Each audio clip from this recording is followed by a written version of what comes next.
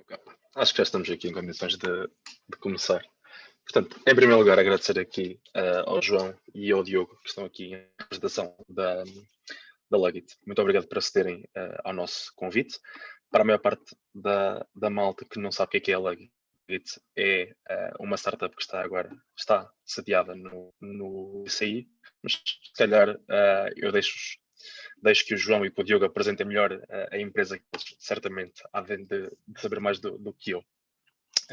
Queria só perguntar se importam de estarmos a gravar esta palestra, visto que depois pretendemos disponibilizá-la no YouTube da eTour. Alguém tem alguma coisa contra? Não. Ok. Não. Era da parte em que alguém dizia que sim e ninguém sabia o que fazer, não é? Era Kiko. Assim sendo, eu passo-vos então a palavra, ok? Ok, pronto. Então, se calhar começo eu. Estão-me a ouvir bem? Todos? Estão? Tá? Pronto. Ótimo. Pronto. Estou aqui com o João, como foi apresentado aqui pelo Rafael. Vimos aqui falar um pouco da Luggit e mais do que tudo, sabemos perfeitamente que vocês vêm aqui mais do que ouvir o que é a Luggit ou o que quer que seja, tentar perceber o que é necessário para dar os primeiros passos na criação de uma empresa ou resolver um pouco as vossas dúvidas. Nós temos aqui um guiãozinho que até o Rafael foi-nos colocando ao longo da semana algumas questões para nós abordarmos, alguns temas, mas o objetivo é que seja uma coisa muito, muito tranquila, muito dinâmica. Caso haja perguntas, eu se calhar pedia-vos que colocassem aqui embaixo no bate-papo ou assim, e nós, entretanto, íamos vendo e também íamos adequando o nosso discurso às questões que fossem sendo colocadas, ok? Pronto, eu vou então partilhar aqui a tela. O João falará também. Sim, eu falo depois. Correr, Apresenta-te primeiro. já estão a ver a minha tela? Sim. Então, pronto. Ok, apenas para nos apresentarmos, eu e o João somos cofundadores da Luggit. Eu estou mais na parte das operações, visto que o meu background, eu estou em doutoramento em Engenharia e Gestão Industrial.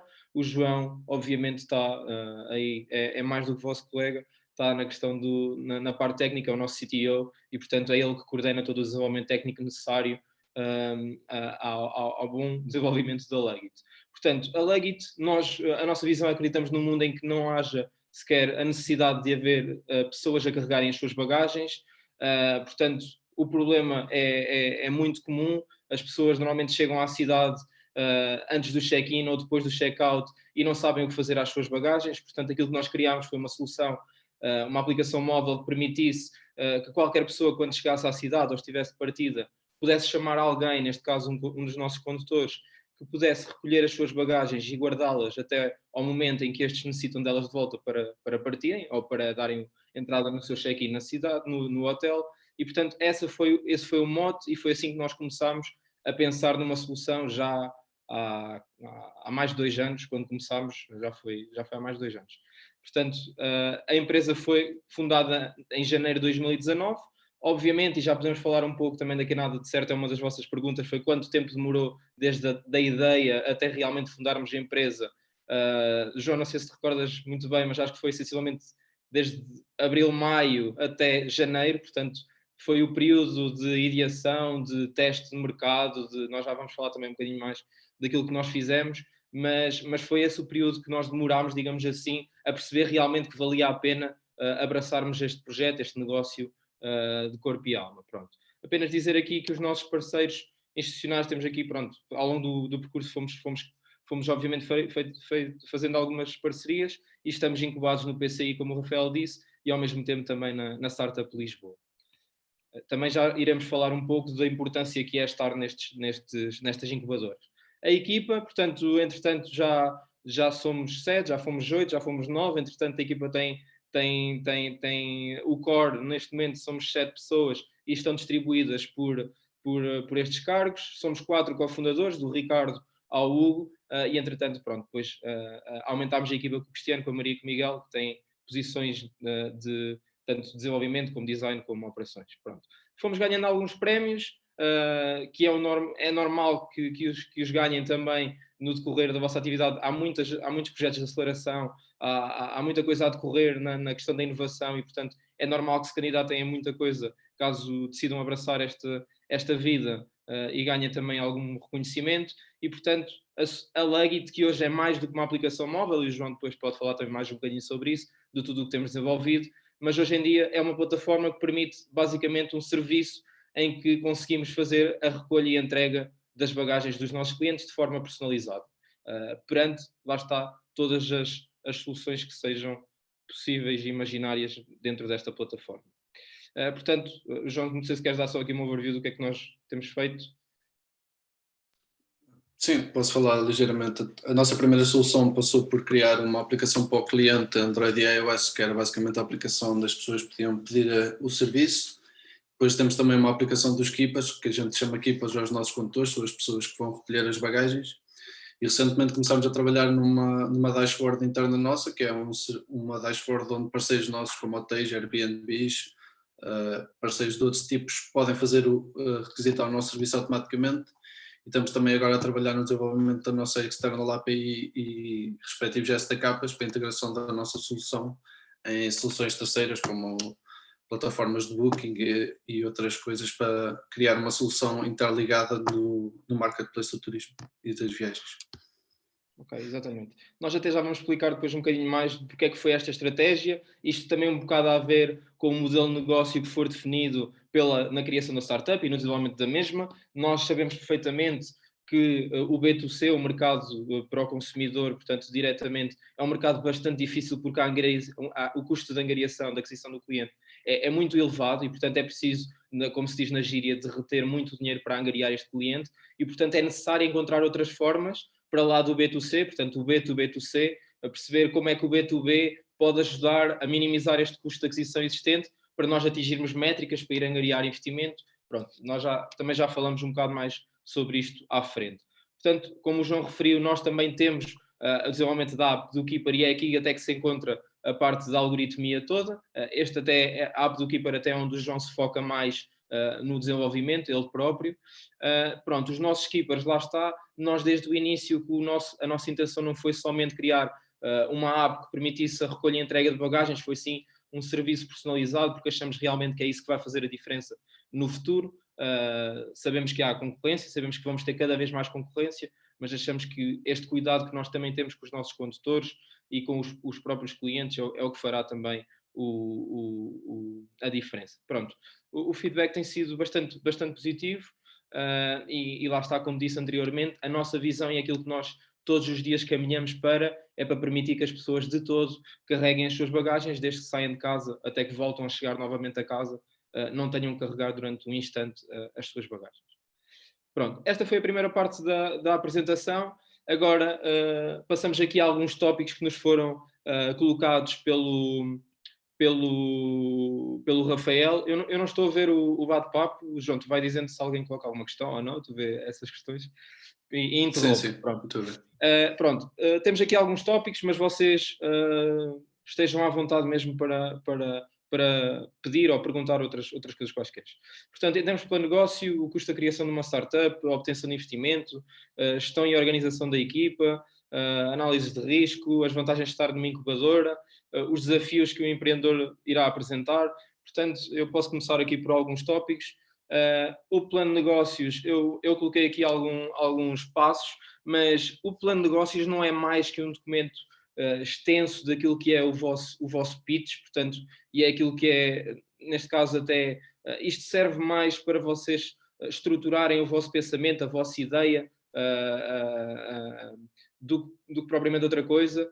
Digo-vos que nós na Legit nunca necessitámos de fazer este tal plano de negócio, digamos assim, puro e duro, para que servisse para mais do que somente estruturar a ideia, porque aquilo que é preciso é mesmo ter, lá está, um pitch deck, o que quer que seja, que apoie depois todas as vossas apresentações que irão fazer e que irão ser muitas e que devem ser adaptadas ao tipo de apresentação que estão a fazer. Se é uma apresentação para a angariação de investimento, se é uma apresentação para um público mais técnico, para recrutamento, para comercial, portanto, depende muito do foco.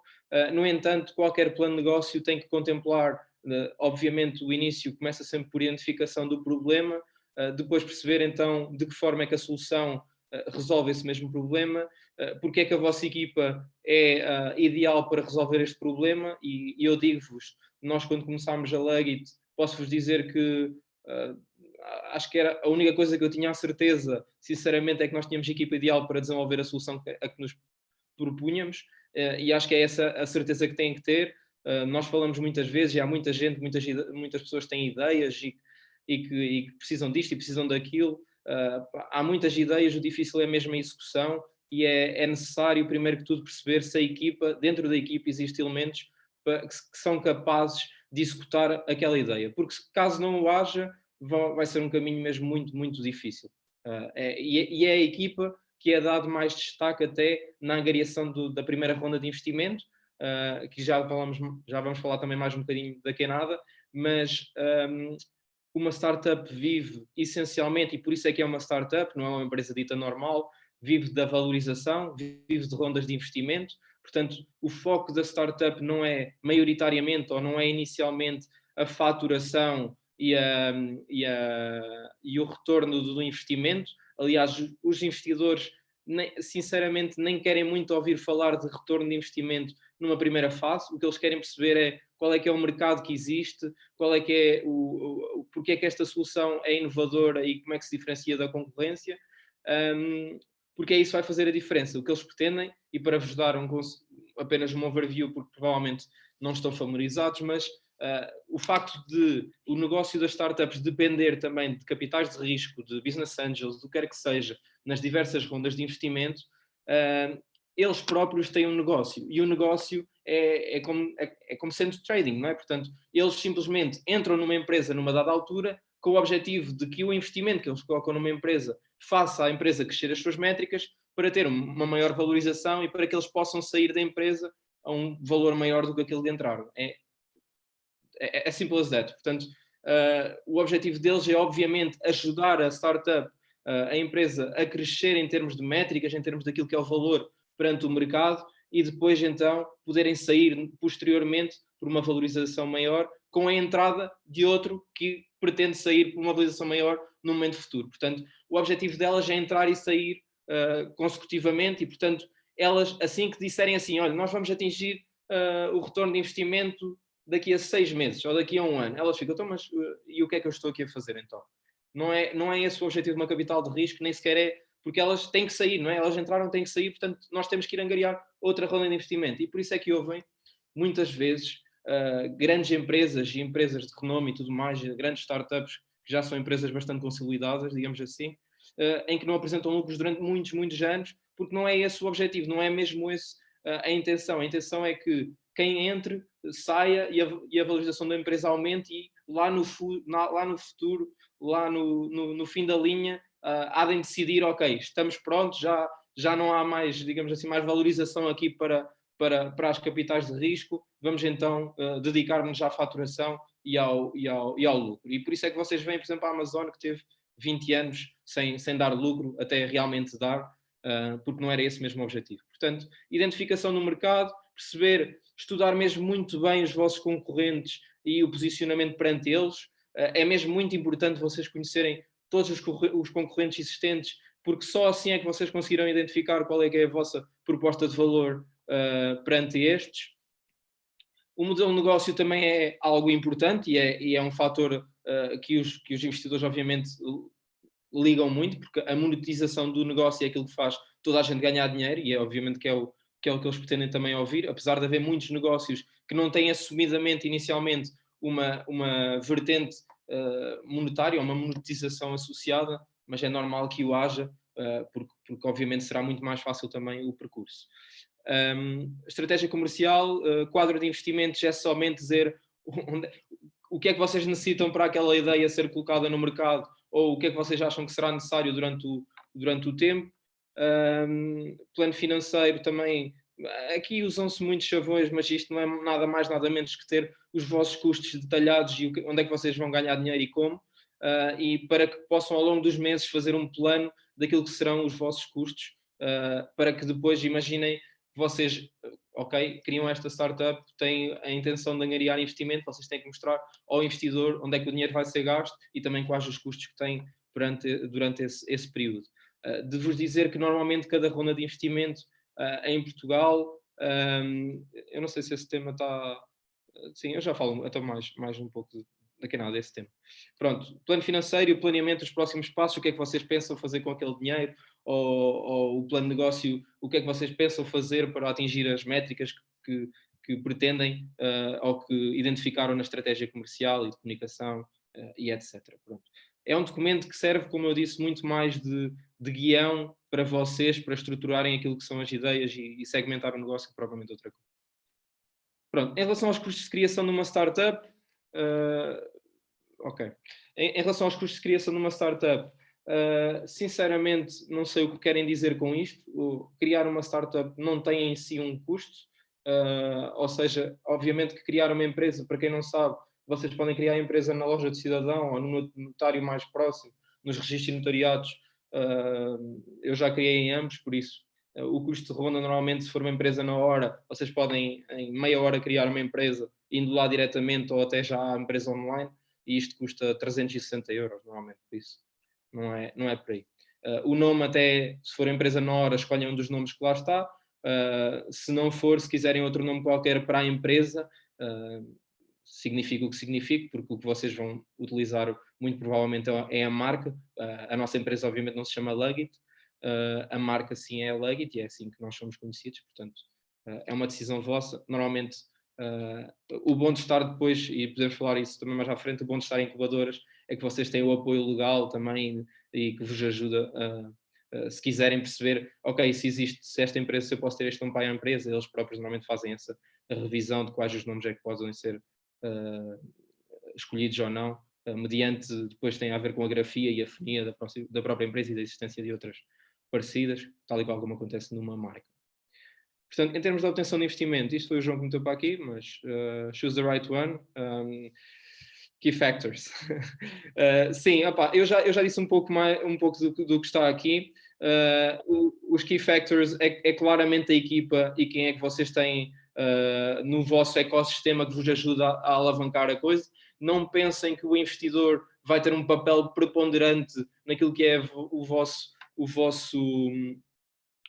futuro. Obviamente não estará nas decisões diárias, estará sim naquilo que são os reportes mensais ou quinzenais que tenham com eles e que servem mais para alinhar a estratégia do que propriamente as decisões diárias, que são vossas, continuam a ser vossas, e é algo que vocês têm de ter em conta. Para contar um pouco da nossa história da Lugit. Nós, obviamente, eu, o João, nós trabalhávamos em conjunto noutra empresa, na Beware, e o Hugo, que é outro dos co-founders. Portanto, quando nós falámos e quando decidimos ingressar nesta startup, nesta maluqueira, obviamente não fazíamos a mínima ideia do que era isto, foi de cabeça. Ou seja, nós obviamente pensávamos, ok, nós temos a ideia, temos mercado, temos a equipa, vamos nos meter mãos à obra, porque vamos conseguir angariar investimento.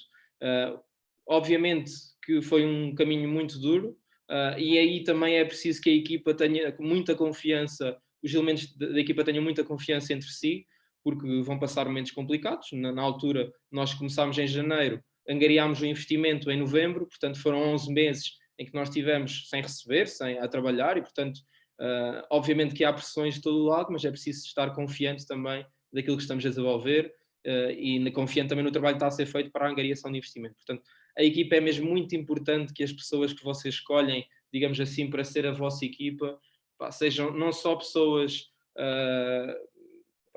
boas naquilo que fazem, obviamente, porque vai ser muito cada um por si, porque cada um vai ter que fazer 1000 coisas e, portanto, é necessário que haja uma confiança tremenda naquilo que estão a fazer, mas também na própria relação entre as pessoas, porque vão passar mesmo muito tempo juntos e normalmente é uma corrida, nós estamos todos os dias é uma corrida e portanto a pressão é muito grande e é necessário que haja uma muito boa relação entre as pessoas. No nosso caso, nós angariámos investimento em novembro de 2019, portanto já faz hoje um ano. Foi com a Portugal Ventures, é público, angariámos na altura 400 mil euros numa pre-seed. Para quem não sabe, o investimento normalmente tem várias fases, pre-seed, seed e depois as Series A, B, C, D, dependendo das rondas de investimento que são feitas. Não há uma regra em termos daquilo que é, também podemos falar aqui da valorização e das métricas necessárias, mas normalmente, apenas para perceberem, normalmente o investimento é feito, os investidores querem saber qual o valor que vocês pretendem nos próximos 2 anos. Isto normalmente quando angariam um investimento é para entre 18 a 24 meses, pelo menos é essa, normalmente aqui em Portugal é essa a noção. Em relação à valorização, é um tema também, podíamos estar aqui horas a falar, é um tema bastante sensível, mas que ao mesmo tempo não é sensível, porque no início é muito difícil valorizarem a vossa empresa. Podem vir aqui com técnicas de valorização de empresas ditas tradicionais que ninguém liga a isso, ninguém quer saber, simplesmente não serve os propósitos da startup, porque é uma tipologia diferente e, portanto, aquilo que vocês têm que conseguir é justificar que aquilo que vocês estão a valorizar a vossa empresa é realmente a valorização correta, nem que seja pelo todo o trabalho que vocês desenvolveram, pelo mercado existente e pela equipa que são. E é isso que têm que vender ao investidor. Eles pretendem muito mais disso do que propriamente vocês dizerem nós avaliamos a empresa em 2 milhões por esta regra e porque vamos faturar isto daqui a 2 anos e porque pá, é muito mais simples, digamos assim, do que propriamente aquilo que as pessoas fazem ver. Agora, sim, a angariação de investimento em Portugal é uma tarefa bastante complicada. Pronto. Essas duas eu posso falar porque é que eu pus aí. A parte dos market test e da willingness to pay, eu pus isto aqui de propósito por esta conversa ter muita gente do DET e porque a gente no DET ou o pessoal mais tecnológico, basicamente a gente temos muito orgulho naquilo que desenvolvemos, então basicamente o que a gente faz é estamos 4, 5 meses a desenvolver, desenvolvemos uma solução ótima, lançamos para o mercado e o nosso trabalho está feito. Mas muitas vezes não funciona assim o mercado, depois não responde dessa maneira e não usa a nossa solução. Ou seja, o que a gente tem de fazer é criar uma solução mais básica possível, o MVP, meter isso no mercado, ou seja, não é mostrar isto à nossa família nem amigos, não, é mostrar isto a pessoas que é user persona, é aquela pessoa a quem a gente quer vender isto, ou aquela pessoa que supostamente vai usar o nosso produto, e essa pessoa provar que era capaz de pagar por isso, e depois ir recebendo o feedback dessa pessoa e assim construir o nosso produto à volta disso. Porque se a gente assumir sempre tudo, vamos estar a desenvolver um produto baseado na minha ideia ou na ideia do Diogo ou nas nossas 2 ideias, lançamos para o mercado e o mercado depois responde de outra maneira e nós perdemos o dobro do tempo depois no desenvolvimento. Quando eu pus esta questão aqui da solução exclusiva vezes execução, também há muito aquele chavão que diz eu vou desenvolver uma solução e alguém responde, mas já existe isso. Ou seja, isso não é um pedimento. Já existe a Uber, existe a Bolt, existe a Lyft e todos têm mercado. Ou seja, o que conta muito não é ser uma solução inovadora e exclusiva, é muito a execução que é feita e o que é que diferencia a vossa empresa das outras que estão a trabalhar exatamente no mesmo segmento de mercado. Ou seja, até se diz, se já existir uma empresa a trabalhar no segmento de mercado que vocês estão a trabalhar, o vosso mercado já está validado, quer dizer que existem clientes para a solução que vocês estão a fazer. Vocês só têm de conseguir perceber em que é que se vão diferenciar das soluções que já existem no mercado e tentar fazer uma execução e um plano de, tanto seja de solução como um plano de escalabilidade ou de outra maneira, que vos vá dar vantagem em relação ao que já existe. Pronto, era basicamente isso que eu tinha nestes 2 pontos. Eu adicionalmente ao que tu disseste, João, apenas diria a nossa experiência da Legit, podemos dizer que nós daquele período que eu disse que tivemos 6 meses ou 7 meses para começar a empresa, para deixarmos os nossos trabalhos e começarmos a empresa, na altura os empregos que tínhamos, eu lembro-me que tirei férias da empresa durante 3 semanas e essas 3 semanas serviram para ir para Lisboa testar a solução. Nós trabalhamos numa economia partilhada, como vocês já devem ter percebido, com os condutores e, portanto, fomos para Lisboa perceber se os condutores estariam dispostos, na altura os condutores da Uber e etc., estariam dispostos e porque é que veriam na Legit uma mais-valia em fazer este tipo de serviço, em vez de passageiros transportar mercadorias, perceber também o tipo de parceiros, o que é que nós poderíamos fazer, ou seja, antes disso, tínhamos estado em Aveiro, na estação de comboios de Aveiro, a distribuir folhetos lá às pessoas para poderem utilizar, requerer através de uma página web bastante rudimentar.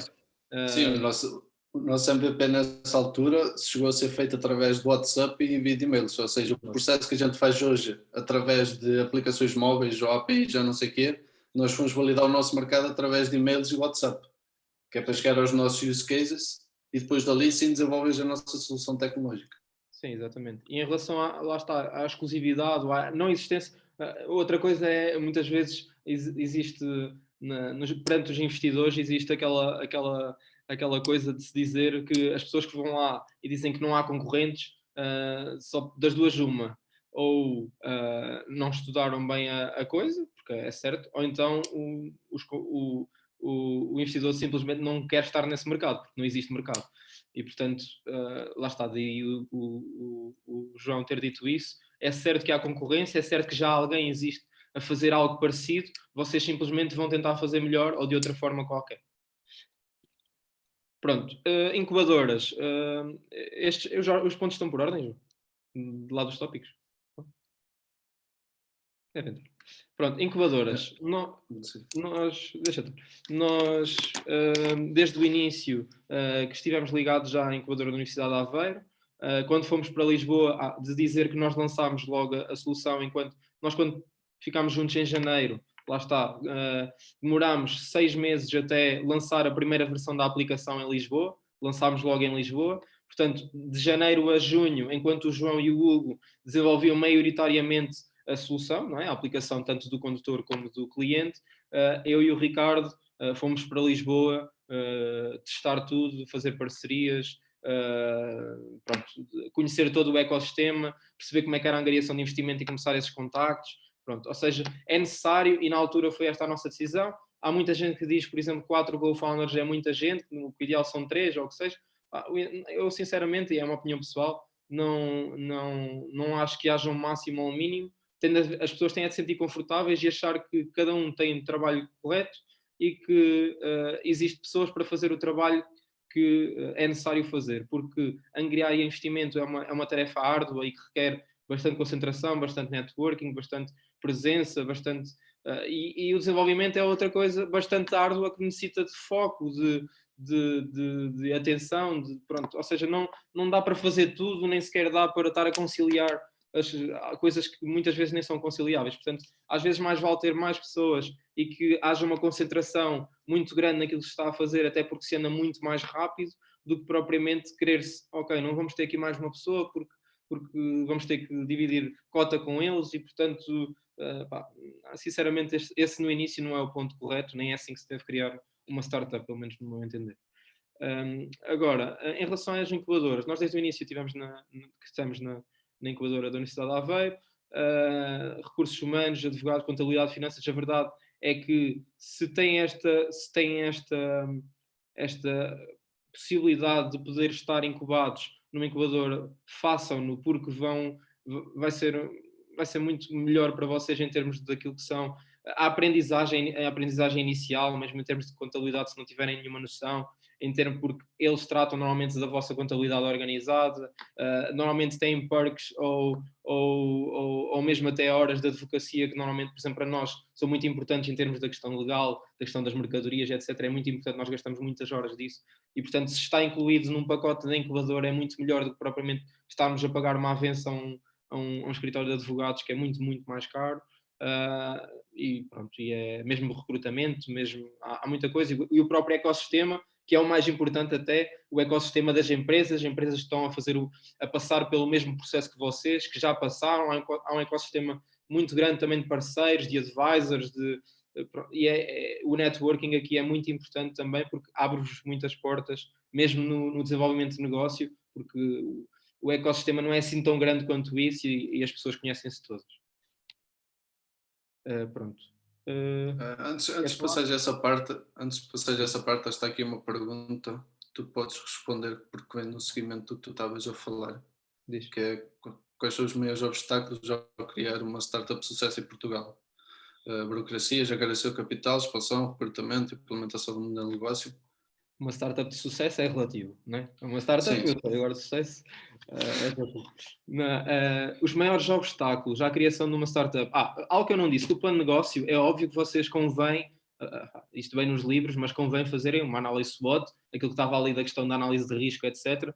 É necessário e faz todo o sentido que o façam, tanto uma análise SWOT como uma análise PESTEL, porque realmente é a identificação daquilo que são as vossas forças, fraquezas, ameaças, as oportunidades, os riscos externos também. Nós, para algumas candidaturas que fazemos também a outros projetos de financiamento, porque isso também é algo importante, tanto Portugal 2020 como Horizonte 2020, considerar. É necessário, obviamente, a identificação de quais são os riscos, de como é que nós mitigamos esses riscos. Assim, não pensem que identificar os riscos e dizer que há muitos riscos ou que há poucos riscos, que isso tem grande impacto. O importante é perceber quais são os riscos e como é que, se eles acontecerem, como é que os mitigam. Isso é que é importante. É a pessoa que vê isso, perceber que vocês sabem o que estão a fazer e que conhecem a realidade e que, perante a situação, estão devidamente acautelados. E isso é que é importante. Agora, em termos daquilo que são os maiores obstáculos, isso pode ser uma opinião muito pessoal. Não, eu sinceramente, obstáculo, eu acho que o mais importante é mesmo a equipa. E se não há equipa para a execução, isso é um obstáculo. Portanto, o recrutamento de RHs hoje em dia também não é nada fácil, e para iniciar uma startup, se vocês estão a iniciar uma startup, é porque é um projeto, digamos assim, inovador, é porque é preciso gente capaz de executar, e essa gente capaz de executar, se for contratada, custa muito dinheiro. E, portanto, é necessário, lá está, terem na vossa equipe. Portanto, o recrutamento numa fase inicial é difícil. Nós, neste momento, obviamente, o recrutamento também, perante o mercado que existe, e vocês estão nele, sabem que há muitas oportunidades, e, portanto, também é uma luta, digamos assim, mas é preferível assim do que não haver recursos qualificados, digamos assim, com qualidade. Em termos legais, depende, obviamente, também da área de negócio. Obviamente, se calhar, para nós é muito mais difícil a vertente legal, porque, pronto, por causa de serem mercadorias, por causa disso tudo, apesar de nós nos enquadrarmos legalmente, não somos como a Uber, que está num vazio ilegal, supostamente, ou que estava. Obviamente que é muito mais difícil isso do que fazer, sei lá o quê, um cabaz de flores e não faço ideia, não é? Depende da vertente legal, não é? Agora, em termos de negócio, também depende, pronto, os obstáculos dependem sempre daquilo que é o vosso negócio. Não sei se eu acho, mais específico. Eu acho que a nível de recrutamento, uma coisa também que é um bocado difícil de fazer nas startups é que as pessoas têm que ter um determinado mindset diferente do que se for trabalhar para uma empresa. Ou seja, eu vou falar um bocado disso, mas numa startup as coisas mexem muito rápido. O que é hoje é verdade, amanhã já pode ser mentira. O produto hoje pode ser isto e amanhã ser uma coisa completamente diferente. Ou seja, precisa ser uma pessoa bastante adaptável, com um mindset certo e basicamente uma pessoa que perceba que o trabalho que ela está a desenvolver vai ter um impacto no mundo real e consegue ver que isso está a acontecer. Além disso, a nível técnico das burocracias, as coisas que, pelo menos a nossa parte técnica, tem sempre ter muita atenção, que é agora a parte do GDPR, da proteção de dados e não sei o quê, sempre desenvolvemos produtos tecnológicos. Não podemos lançar um produto tecnológico que recolhe as métricas todas assim para o ar sem passar aquilo por advogados, ou temos as coisas bem feitas, porque senão depois antes da empresa ser criada já estamos com multas em cima, porque não temos as coisas bem feitas. Sim. Aqui, em relação à última pergunta, espera aí, só daqui do empreendedor, os maiores desafios que o empreendedor irá enfrentar, é assim, quem escolhe, digamos assim, ou quem decide ingressar por esta vida, tem que ter mesmo confiança naquilo que faz e naquilo que está a fazer, porque é uma vertente que, apesar de já estar muito mais mainstream, ainda é uma coisa que para os vossos pais e para muita gente ainda faz muita confusão ingressar nesta vida e lançar um produto, digamos assim, do vosso quarto para o mundo e estar a trabalhar numa coisa que não sabem se vai ter retorno à partida ou não.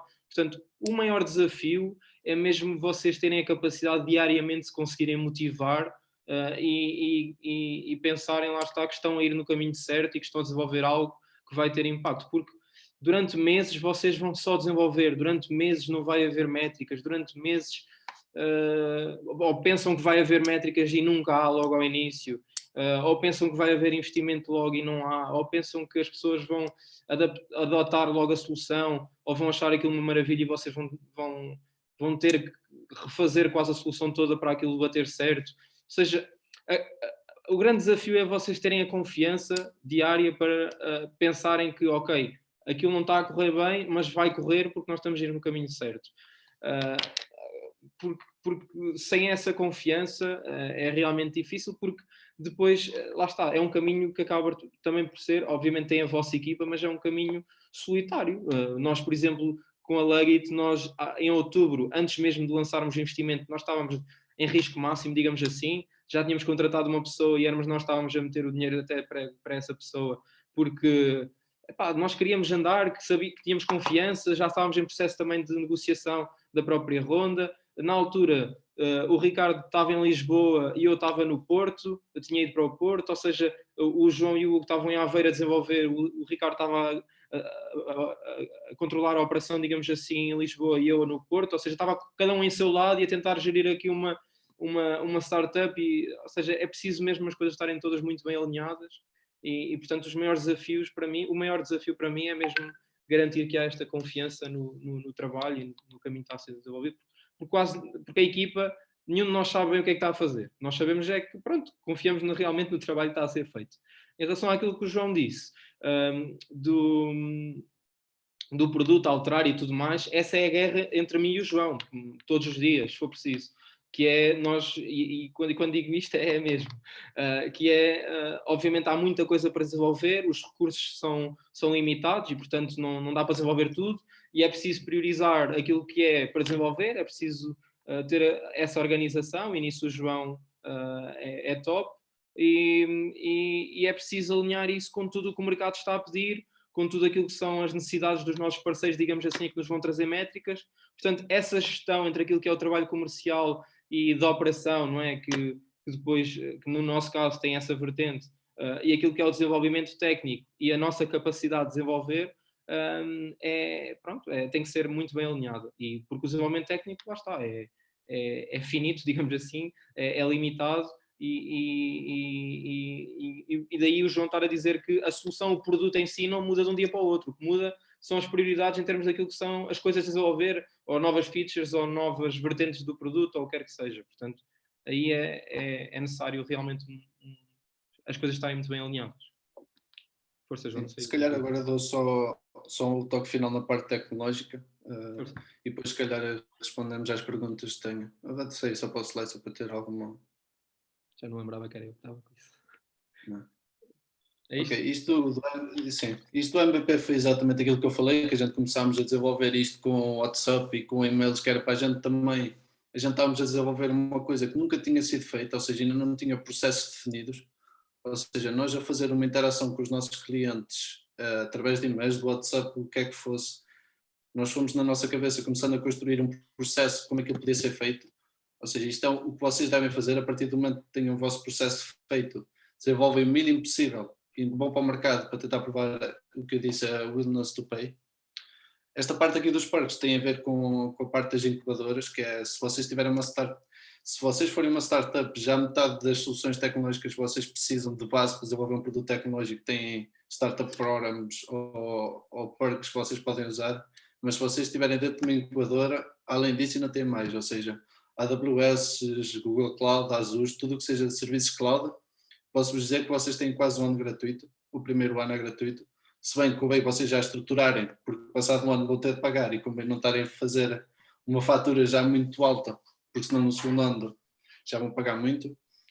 Serviços de pagamentos como Stripe, Intree, Twilio, SendGrid, MailChimp, têm um monte de parques que vocês podem desenvolver a vossa solução à medida e quase não pagam quase nada no primeiro ano.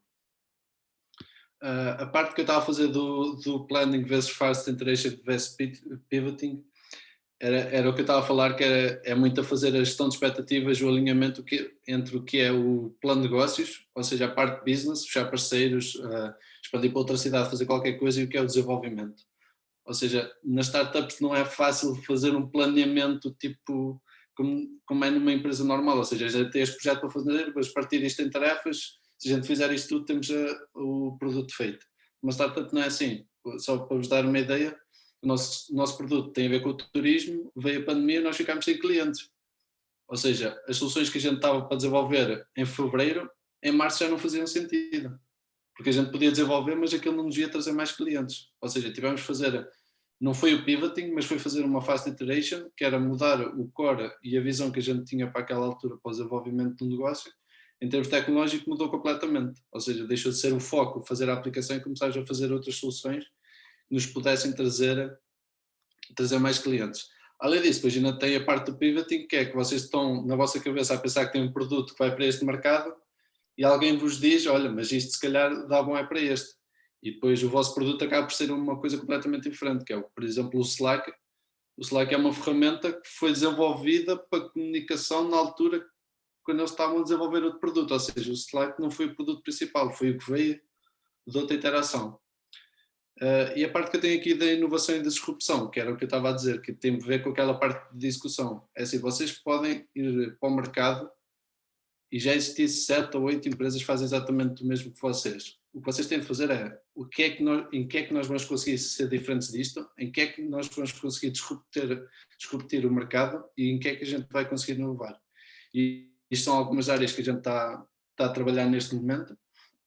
Portanto, temos lançado testes, tivemos testes o ano passado, temos testes este ano e também estágios profissionais, em que estamos a abordar várias soluções, tanto do marketplace, criar novas soluções que ainda não existem por completo no mercado, e é vocês terem o vosso produto base e core e a partir disso irem expandindo e criando novas soluções para o mercado. E acho que a parte tecnológica era basicamente isto que eu tinha para dizer. Se tiverem alguma dúvida ou tiverem algum interesse sobre as tecnologias que usamos já assim, também posso abordar um bocadinho. Por isso, se calhar, acho que vamos começar a responder às questões que estão aqui. Eu tenho uma. Porquê que nós mudámos agora para o AWS? Nós mudámos para a AWS porque a Google estava a ficar muito caro e a gente ainda tinha créditos da AWS, então fizemos a migração para a AWS. Boa decisão. Foi boa decisão. Já está o que tínhamos aqui para apresentar? Sim, acho que era basicamente isto. Acho que podemos aqui fazer uma pergunta e se quiserem saber sobre algum assunto que a gente não tenha abordado, estejam à vontade para perguntar. Sim, apenas reforçar só ali, espera aí, só reforçar o que tu disseste ali da questão das teses e dos estágios profissionais e assim, nós obviamente estamos sempre abertos a também que vocês proponham coisas para fazer connosco, nós temos obviamente muita coisa no nosso roadmap que é necessário desenvolver e estamos sempre abertos também a que a malta trabalhe connosco, portanto façam o vosso pitch caso que seja. Qualquer coisa podem-nos mandar e-mail ou adicionar-nos no LinkedIn ou então qualquer coisa também podem falar com o Rafael e ele dar-nos o nosso e-mail e podem entrar em contato connosco. Respondendo aqui às perguntas só para também tentar responder a todas. Qual é o maior desafio em convencer as pessoas a usar a vossa aplicação e qual é a melhor forma de fazer? Nós aqui, eu posso dizer que eu já tive outras startups e que eu consegui convencer as pessoas a usar na altura a minha solução porque aquilo foi aparecendo nas redes sociais, em blogs ou Facebook e não sei o quê, e começou a criar um burburinho e as pessoas começaram a usar. Na Legit a gente tem um problema acrescido, que é o nosso cliente não está em Portugal. Ou seja, por mais notícias que saiam nossas e os portugueses nos conheçam, o nosso cliente veio de Espanha, veio da Alemanha, veio de Itália, veio dos Estados Unidos. Ou seja, o que a gente fez aqui foi uma estratégia mais de angariação de parceiros, ou seja, ir ao mercado ver onde é que está o nosso público-alvo.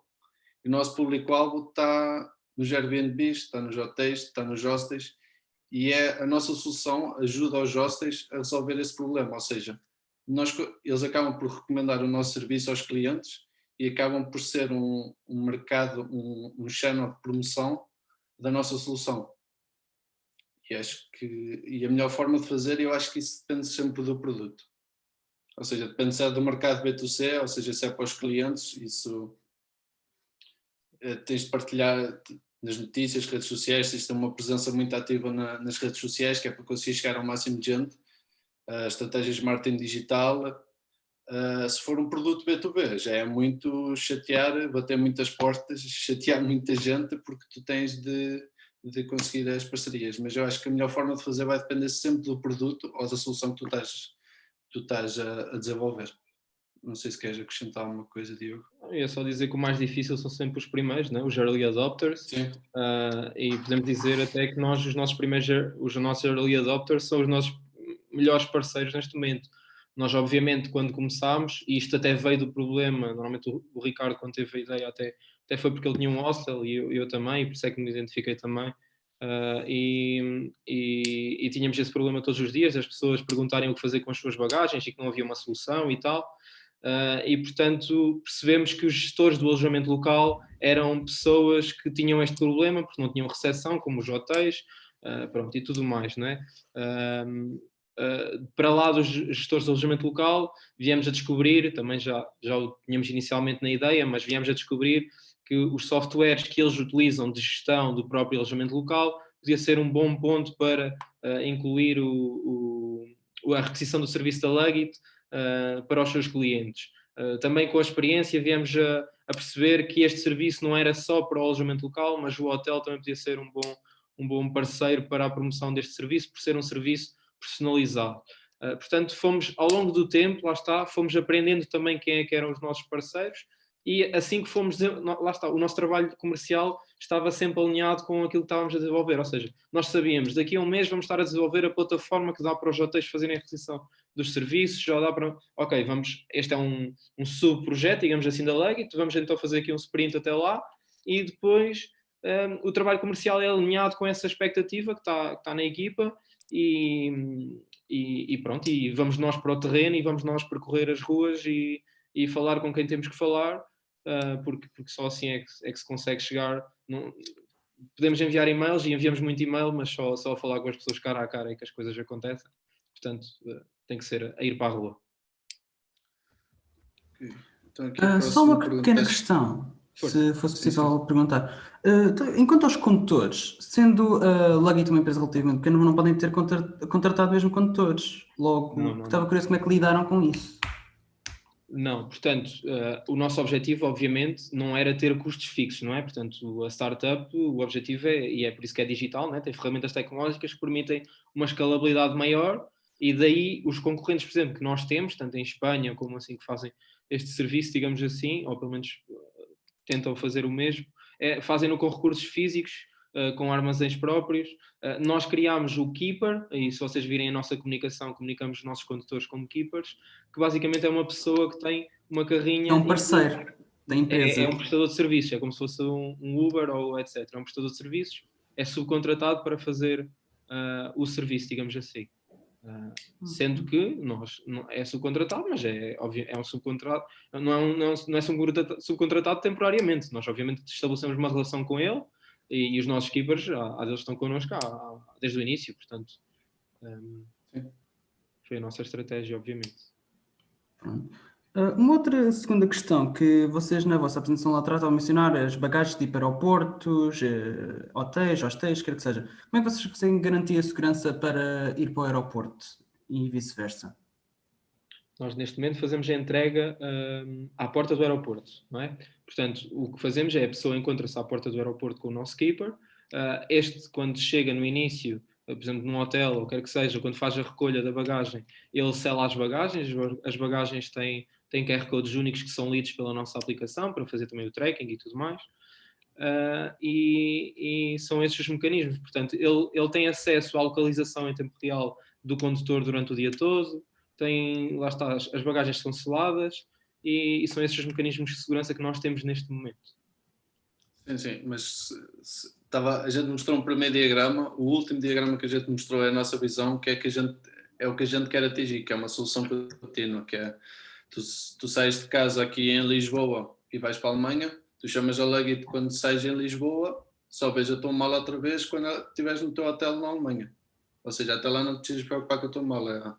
É o que a gente quer atingir, é conseguir esta interoperabilidade entre os vários stakeholders que operam neste mercado. Pronto, ok. Interessante. Então agradeço muito. Se calhar vamos responder à próxima. Como convencer um investidor a investir numa startup quando não tem lucros para apresentar e, portanto, torna-se um investimento de grande risco para um possível investidor? Esta pergunta se calhar é mais para o Diogo, mas do meu conhecimento eu posso dizer que se calhar 90% ou 95% das startups que obtêm investimento não têm lucro, quando se requer vão buscar o primeiro investimento. Para não dizer 100%. Sim, eu já estive aqui a falar um bocado sobre isso, não é de todo o lucro. O lucro é uma palavra muito forte. Ter faturação é bom. Ter lucro, lá está. Então, mas tem lucro, para que quer um investimento? Não é?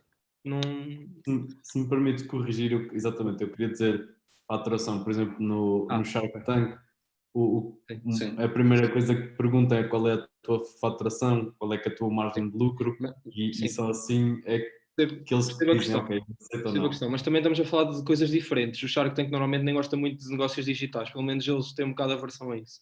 Mas lá está, a faturação, nós somos algo digital, é algo difícil. O que interessa mesmo, ok, que é bom ter faturação, é bom aquilo que o João disse, ter testado o willingness to pay e garantir que há clientes que pagam aquela solução, não é só que usam, mas que pagam pela solução. Mas a partir do momento que há pessoas a utilizar e a pagar pela solução, nós sabemos qual é que é o desenvolvimento que é necessário fazer para atingir aquilo que nós queremos. Qual é que é o mercado desta solução? Sabemos quais são os concorrentes e o investidor está a par disso. O importante é conseguir passar a mensagem de tudo aquilo que nós sabemos e que o investidor não sabe e não conhece a nossa equipa, nem conhece a nossa capacidade de desenvolver. E em Portugal, vocês se estiverem no meio, vão perceber que há muito poucas equipas, digamos assim, capazes de executar aquilo que realmente dizem. E, portanto, e por isso o investidor também está sempre um pouco de pé atrás. E, portanto, porque há muitos projetos megalómanos e coisas pronto, que não têm cabimento nenhum e eles estão sempre atrás. Mas a minha questão, desculpa interromper, a minha questão aqui era que provas, não é? Sendo vocês uma startup, que tipo de provas é que os investidores vos pediram, e isto é clientes, o vosso departamento de IT e não só, de execução, não é? Daquilo que vocês pretendem realizar. Que tipo de provas é que vocês tiveram que dar aos investidores para que eles se sentissem seguros em investir em vocês? Porque estamos a falar aqui de meio milhão de euros, não é? Normalmente, sim. Ok, sim. É verdade. Normalmente existem, lá está, aquilo que o João referiu, as métricas. Há métricas que são normalmente base para estes negócios digitais que são normalmente tidas em conta no processo de angariação de investimento e na análise que eles fazem à empresa. Isso é normalmente o custo de aquisição do cliente e depois também qual é que é o vosso burn rate, ou seja, quanto é que vocês estão a despender por mês, digamos assim, quais são os vossos gastos, portanto o vosso burn rate, e com aquele investimento qual é que vai ser as métricas que vocês vão atingir em termos de custo de aquisição. Este custo de aquisição pode ser digamos, dividido em vários custos, que é o custo por download, o custo por utilização, o custo ou seja, tem diferentes métricas, mas basicamente o que interessa é o custo de aquisição. Obviamente o que interessa quantos clientes é que vocês tiveram, mas isso está intimamente ligado ao custo de aquisição de cada um deles, porque eles vão olhar, e esta conta é muito simples, vão dizer, ok, o vosso custo de aquisição é X, quer dizer que eu, se a conta estiver bem feita, se esse custo de aquisição estiver bem calculado, se eu investir Y, sei que vou ter mais não sei quantos clientes, isso vai-me gerar não sei quanto, logo este burn rate, que são os gastos que eu tenho atuais, com aquilo que eu vou investir, com a equipa que eu vou ter, o burn rate vai certamente aumentar, mas em termos proporcionais até vai descer.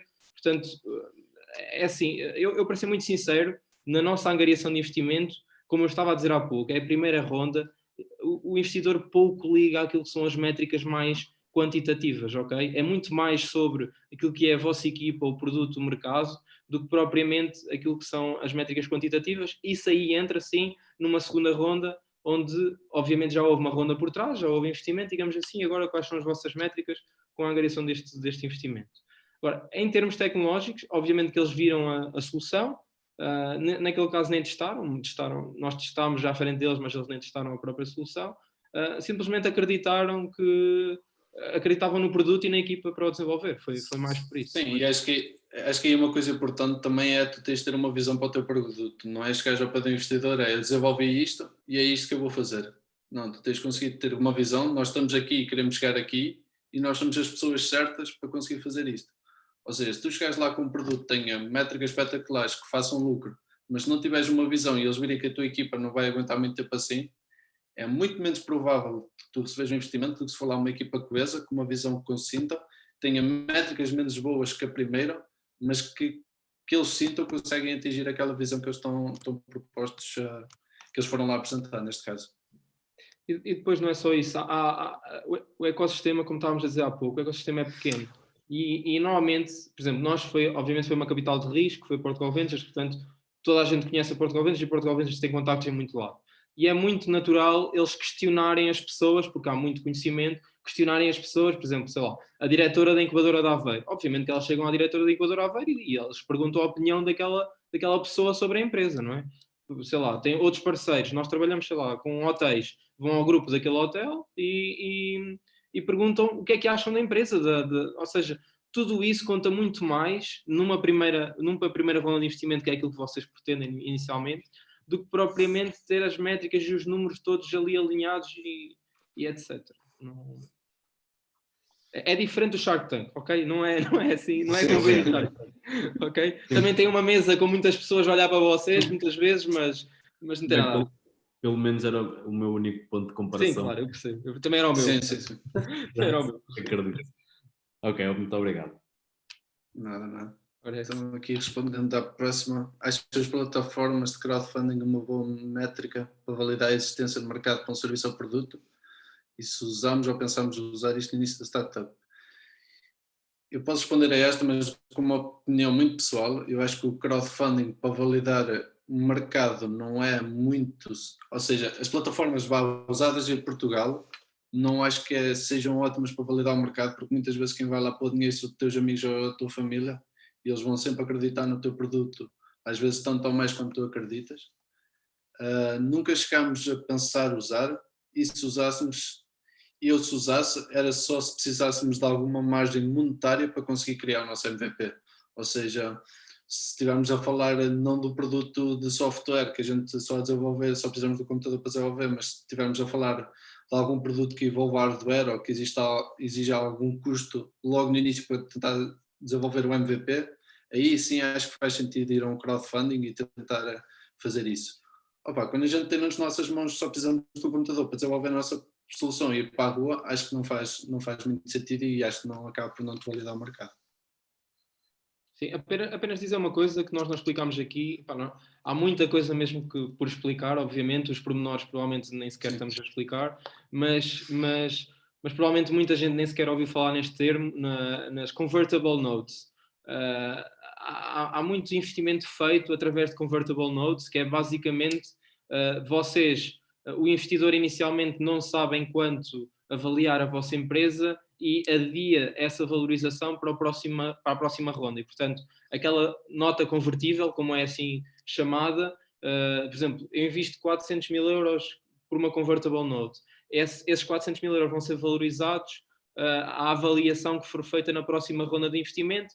Obviamente que dá um desconto ao investidor perante essa ronda de investimento, por ter feito mais cedo, mas é avaliada segundo essa ronda de investimento e não inicialmente. E isso é algo que os investidores estão muito tranquilos em fazer e, portanto, não é de todo algo que eles descurem. Ou seja, vocês dizem, ok, nós não sabemos bem até enquanto avaliar a nossa empresa. Podemos fazer aqui uma convertible note, nós sabemos que vamos voltar a recriar outra ronda de investimento e depois é feita a devida avaliação. Isto para explicar que muitas vezes é isso que acontece nas plataformas de crowdfunding. Aquilo é feito, para quem não sabia, pronto, mas é feito através de... A valorização é feita por essas plataformas através de convertible notes. Portanto, o dinheiro angariado depois é valorizado numa ronda futura. Mas sim, o João, aqui totalmente de acordo com o João. Inicialmente, e aquela pergunta de quais são os custos iniciais para a empresa, obviamente que vocês, se estiverem numa incubadora, vão ter ali custos iniciais, podem ser 100 ou 200 euros, dependendo do pacote, mas em Aveiro e assim estas cidades mais pequenas, os pacotes são muito baratos, portanto não é por aí, não é por aí mesmo a dificuldade, porque como o João disse, vocês têm o PC e têm a internet e isso normalmente chega para desenvolver. Agora, se for hardware, sim, aí considero também, como o João, que pode ser necessário um valor superior e as plataformas de crowdfunding aí dão uma ajuda, claro. Passando à próxima, já pensava concorrer ao Shark Tank na próxima edição. Eu espero bem que quando sair a próxima edição do Shark Tank a gente já esteja tão grande, já nem dê para lá ir. Por isso penso que não. Penso que não também. Penso que não. Eu acho que passei aqui uma pergunta que agora foi repetida. Qual é a melhor estratégia para ter uma boa network? Aqui a quantidade de eventos que existe agora sobre startups, hackathons, startup weekends, tudo para criares uma solução ou só conheceres pessoas. Posso dizer que só aqui em Aveiro, todas as semanas no PCI, alguma palestra, alguma coisa sobre startups ou relacionada. Vai haver a semana do empreendedorismo no PCI para a semana, acho eu. Ou seja, é começar a ir a esses eventos e começar a falar com pessoas. É tão simples quanto isso. Eu posso vos dizer que no PCI, antes da pandemia, havia uma coisa que era às quintas-feiras, à terceira quinta-feira de cada mês, ou na primeira quinta-feira de cada mês, havia cerveja lá, ou seja, era só ir lá às 6 da tarde, beber cerveja e as pessoas iam lá e conheciam-se umas às outras. E acho que é assim que acaba por acontecer um bocado o network do sistema, que é tu conheces esta pessoa, tu vais precisar de uma coisa, perguntas a essa pessoa, olha, não te consigo ajudar, mas conheço uma pessoa que te consegue ajudar com isso. Ou seja, acabas por criar uma rede de contactos enorme, só por teres ido beber uma cerveja a um evento, ou teres ido a uma palestra, ou teres ido fazer qualquer coisa. Por exemplo, vocês agora, se calhar não tinham nenhum contactos relacionados com startups, vieram a este evento e se precisarem saber alguma coisa já têm a mim e ao Diogo. Pronto, não é network direto, mas acaba, se precisarem de ajuda de alguma coisa, a gente pode se calhar conhecer uma pessoa que conhece outra pessoa que nos consegue ajudar. Acho que isso é a melhor maneira que vocês fazerem network nesta área.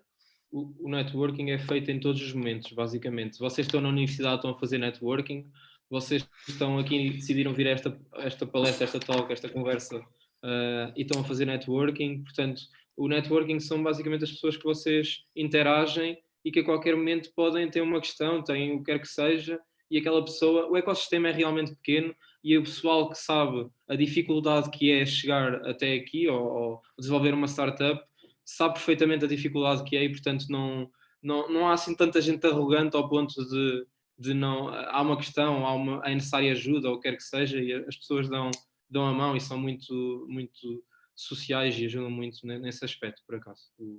Esse é um ponto positivo das startups e do networking à volta das startups. Respondendo a esta pergunta dos créditos da Google, sim, tivemos os créditos da Google, foi bastante fácil, tínhamos créditos da Google tanto por termos startup, como por estarmos incubados no PCI, como por estarmos incubados na Startup Lisboa, ou seja, podíamos usar qualquer um dos pacotes. Não foi nada difícil, não é possível negociar, aqueles são valores standard, seja por valor fixo ou por request que tu faças. Mas só uma nota é que isto é só mesmo Google Cloud. Nós aprendemos da pior maneira, por exemplo, as APIs não estão incluídas neste pacote. Ou seja, é só mesmo serviços cloud. Se a gente quiser usar um Google Directions API ou outra coisa qualquer, isso já não está incluído naquele pacote e acabamos por pagar. O João ainda andaste atrás lá de um gajo da Google no evento, a ver se abria mão disso. Sim, foi no Web Summit. Não foi nada, foi na BTI. Não, foi no... Foi na BTI? Acho que sim, foi. Queria ver se ele perdoava a dívida. Existe uma possível preocupação da segurança da gestão dos vossos dados pelo alojamento que é por vós utilizado. Ou seja, eu aqui não percebi muito bem a pergunta, não sei se é os dados do alojamento que a gente armazena, se o alojamento fica preocupado com isso, mas aqui posso responder que é todas as nossas soluções, ou seja, não é possível, pode haver preocupação, mas a gente tem de estar tudo em conformidade com a lei, porque hoje em dia temos a parte do GDPR, que é da gestão dos dados, da garantia dos dados, ou seja, tu tem de estar compliant com o GDPR, ou seja, tu tem de estar escrito nos termos e condições, se a gente precisar de usar X dado, tem de estar nos termos e condições para que é que vamos usar. Temos todas as medidas de segurança, encriptações, tudo o que é preciso para garantirmos que os dados estão seguros e em conformidade e compliant com as normas da União Europeia. Por isso aí eles podem sentir essa desconfiança, que até ao momento posso-vos dizer que nunca aconteceu, mas mesmo que sintam, a gente tem provas e falámos com as advogadas por causa disso, estruturarmos a nossa plataforma tecnológica de modo a isso, que é para estar compliant com a gestão do GDPR, que é definida para os cidadãos da União Europeia. Tem alguma experiência com startups que falharam? Espera aí, como é que está? Falhei. Não, eu é só uma e é vitoriosa. Com startups falhar. Eu tive 2 startups antes, eu não lhes chamo startups, foram produtos, basicamente soluções tecnológicas que eu lancei para o mercado, mas nunca, como é que eu ia dizer, nunca tive em vista a parte de rentabilidade das soluções. Na altura desenvolvi mais numa ótica de criar currículo e também porque gostava das ideias, mas aprendi muito com elas, aprendi o que não fazer e o que fazer, mas nunca cheguei à parte de já ser startups com investimento ou ter processos legais ou qualquer coisa assim. Por isso não, mas isto é uma coisa que, por exemplo, mesmo que tu não tenhas, na parte que estamos a referir há bocado do network, tu vais falar com alguém, de certeza que já teve uma startup que falhou, já teve problemas com investidores, já teve problemas com qualquer coisa, e se tu precisares saber alguma coisa, acabas por descobrir. Aqui não, eu ia aqui estender um pouco esta pergunta, nomeadamente de que forma é que vocês conseguem proteger a vocês mesmos. O que estavas a falar agora das APIs, imagina que criam uma dívida exorbitante à Luggit e a Luggit tem que fechar. A Luggit está com dívida, alguém tem que cobrir essa dívida. Como é que vocês fazem para não ser, vocês criam uma LDA? Ou, isso era uma questão, por exemplo, tu tinhas colocado essa questão. Eu posso falar isso da parte tecnológica, que é se tu tecnologicamente crias uma dívida dessa dimensão, ou tens lá um bug mesmo exorbitante, e posso dizer que a Google aí muitas das vezes é compreensível, porque há um artigo no Medium que vocês quiserem pesquisar, que era uma startup que desenvolveu uma coisa em cima do Firebase e tinha lá uma task que era contínua, e eles acabaram por estar a dever quase 50 mil euros ao Firebase, e eles tanto ajudaram a resolver o bug como perdoaram essa dívida. Ou seja, muitas das vezes, se isso acontecer, se tu tiveres uma dívida, não vai ser muito por razões tecnológicas, por assim dizer, vai ser se calhar por um processo que levaste em cima de alguém ou da concorrência ou qualquer coisa parecida. E agora passo a bola um bocado para o Diogo. Pensava que ias responder. Não, só estava a fazer a parte a parte tecnológica.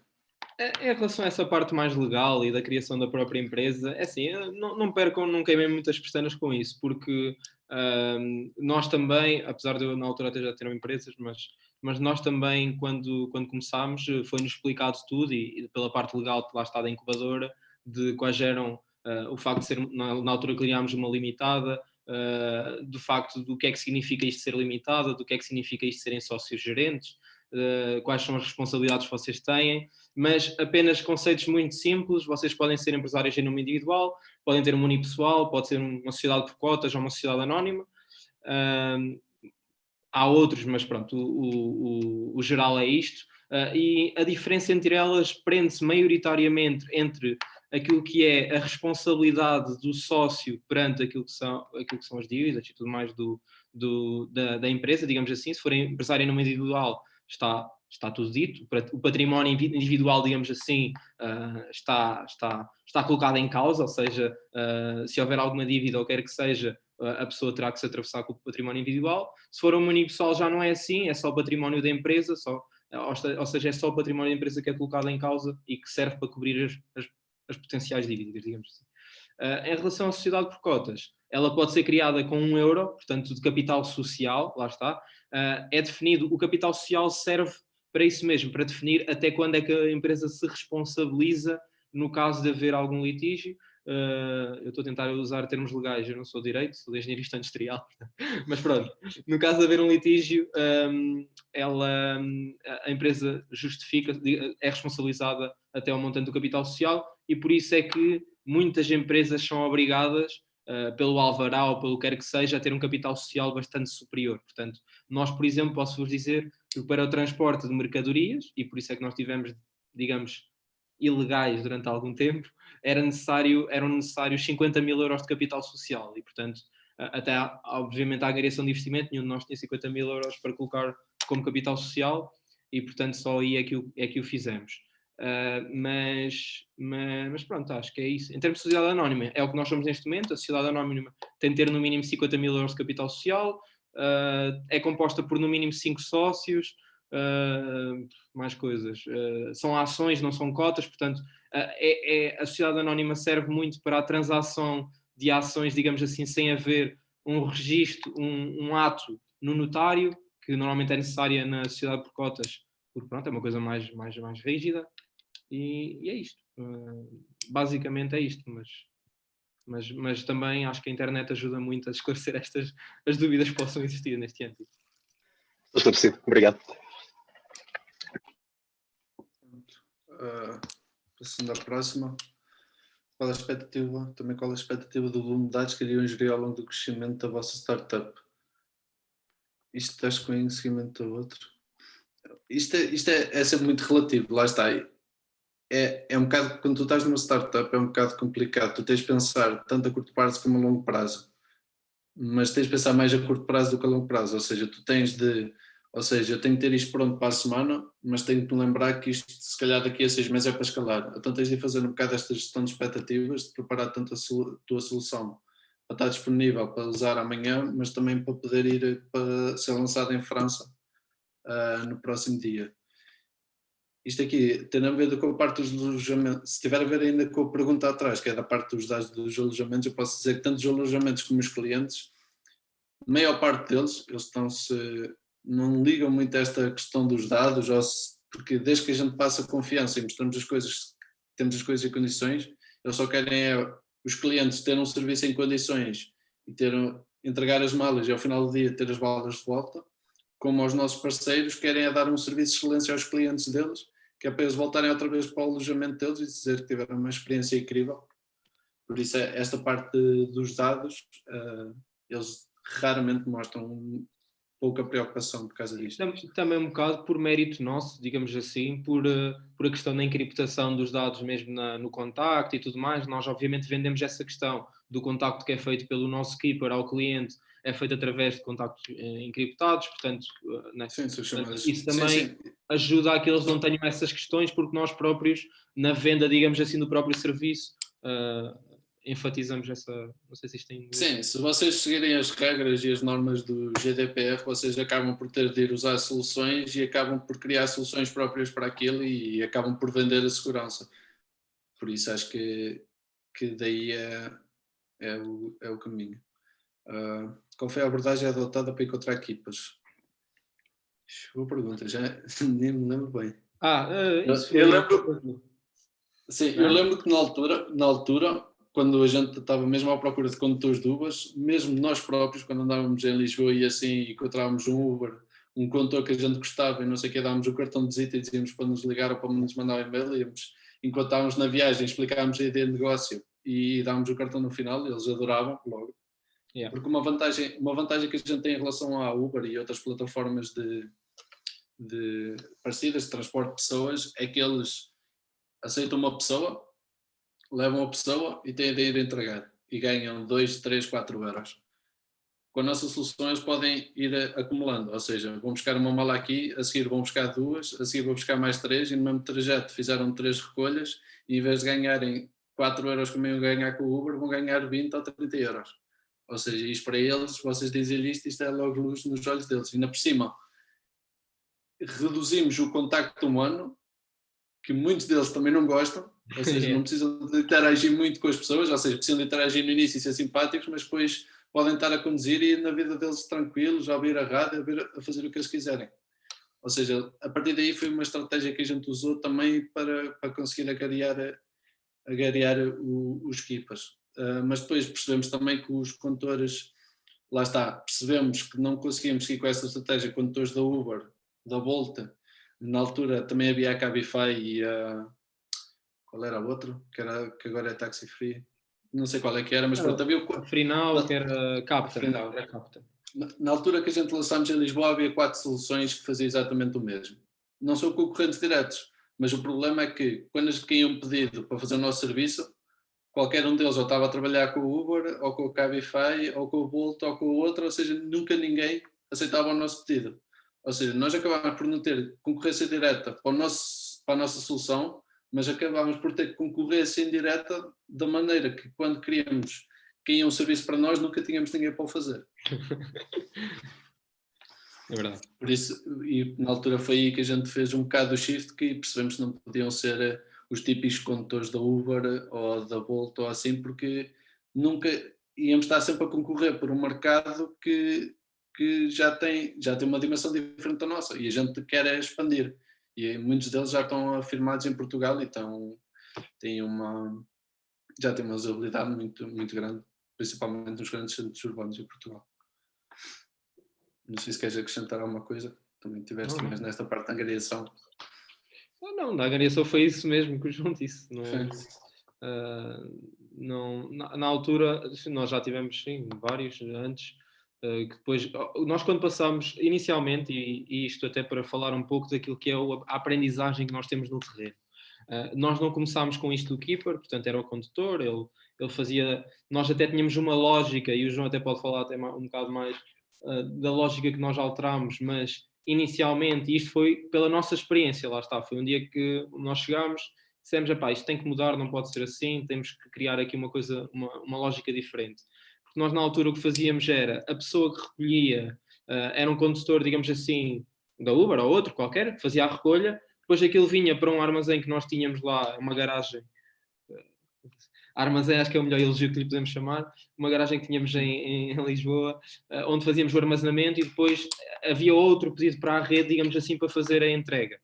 Aquilo que verificámos foi que era muito difícil arranjar um condutor para fazer a entrega e ao mesmo tempo a pessoa, o cliente, perguntava sempre, então mas a pessoa que fez a minha recolha, não é ela que faz a minha entrega, quer dizer que a minha mala andou aqui entre mãos, ou seja, havia ali um momento um bocado de desconforto. E isto também foi perceptível, portanto, eu como o Ricardo, até o João e tudo mais, fizemos muitos serviços, portanto, inicialmente, obviamente, tínhamos que ser nós a fazer os serviços e tivemos que andar na rua durante muito tempo a fazer nós próprios os serviços, até para percebermos o que é que era necessário desenvolver e estar sempre em cima do acontecimento.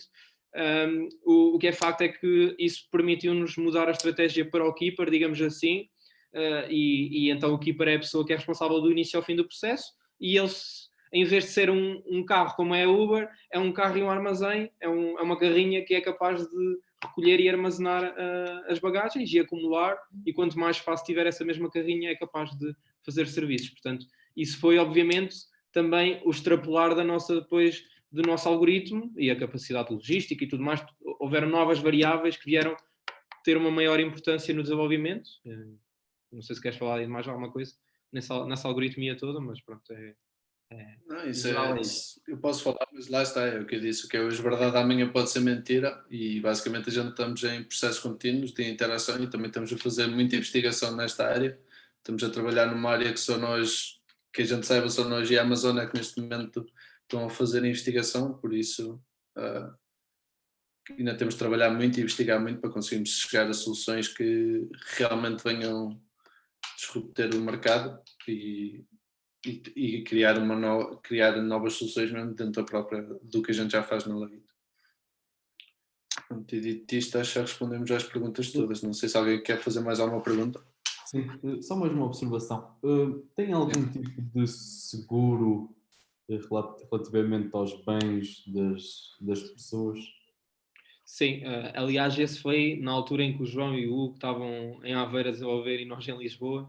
No início, esse foi uma das nossas principais batalhas, foi porque os seguros, normalmente, se vocês tiverem noção disso, são pacotes específicos, fechados e tudo mais. Normalmente as seguradoras não fazem coisas muito à medida e nós tivemos isso foi uma luta mesmo grande, demorou vários meses, até conseguirmos convencer uma a atravessar-se com um pacote específico e pronto. E neste momento sim, desde o início que temos, mas desde o início que colocámos a aplicação no mercado, mas não foi de todo fácil conseguir esse mesmo seguro, porque lá está, é uma coisa bastante diferente e nós íamos às seguradoras falar disto e elas acho que se riam muito.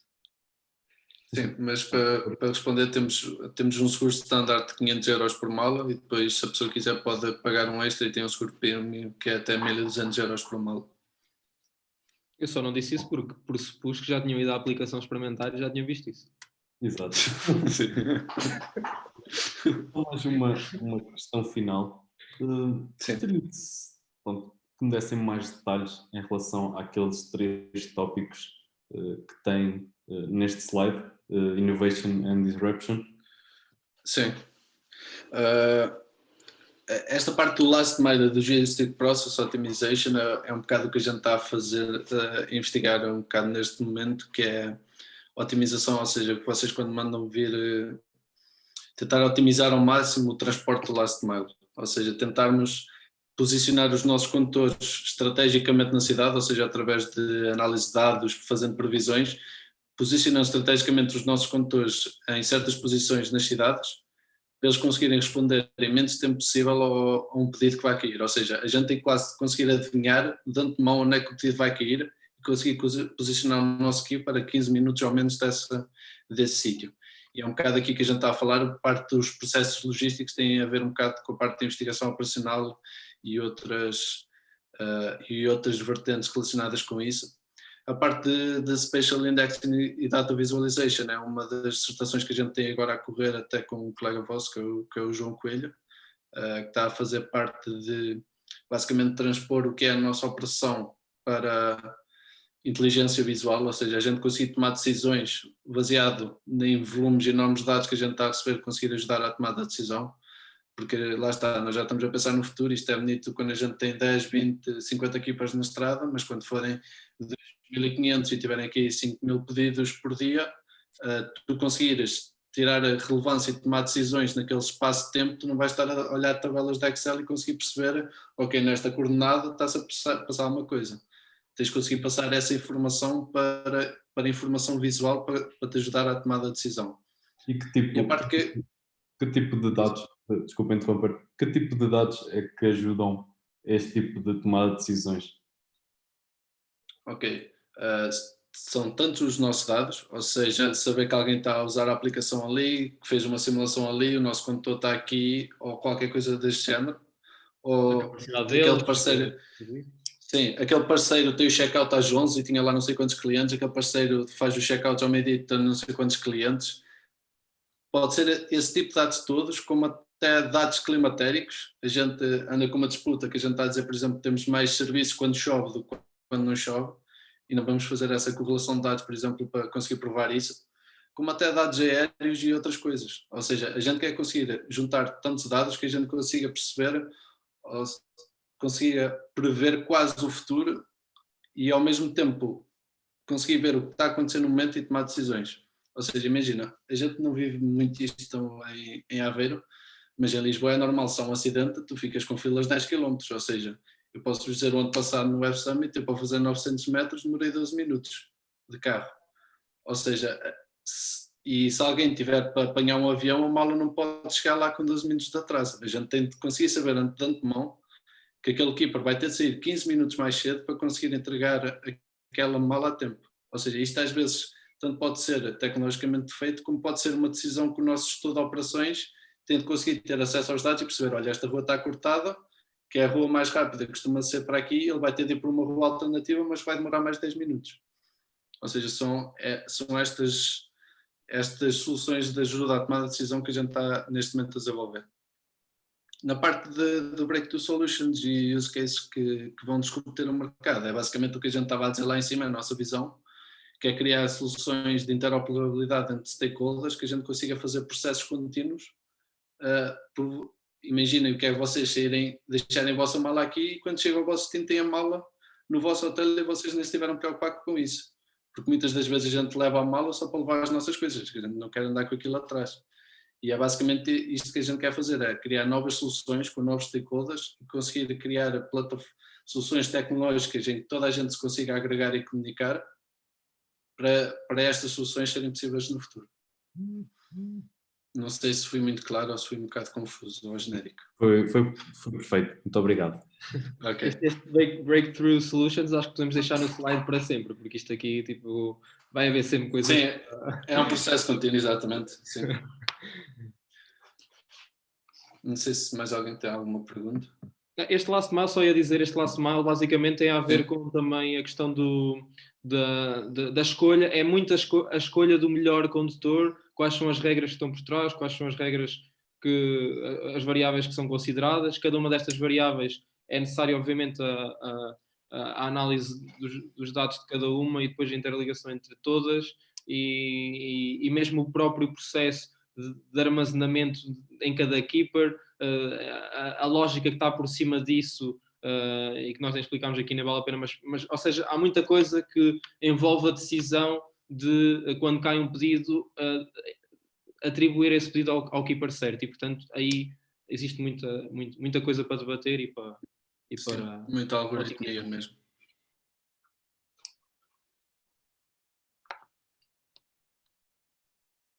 Ok, se não tivermos aqui mais questões, então, cabe-me a mim então agradecer-vos novamente por terem acedido ao nosso.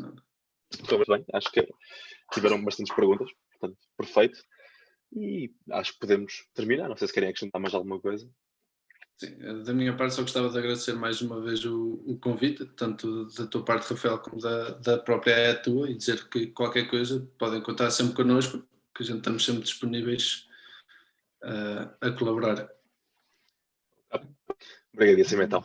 Sim, também dizer se alguém tiver mais alguma pergunta ou esteja interessado no futuro em trabalhar connosco, seja a fazer teste, seja em estágio profissional ou qualquer coisa, podem entrar em contato connosco. Temos sempre todo o prazer em responder às pessoas e entrar mais em detalhe o que é que a gente faz e em que é que a gente estamos a inovar e a trabalhar. Sim, nós neste momento temos algumas oportunidades em aberto, por isso estejam à vontade. Eu aproveito e agora a seguir ao jantar envio os vossos mails ao pessoal todo.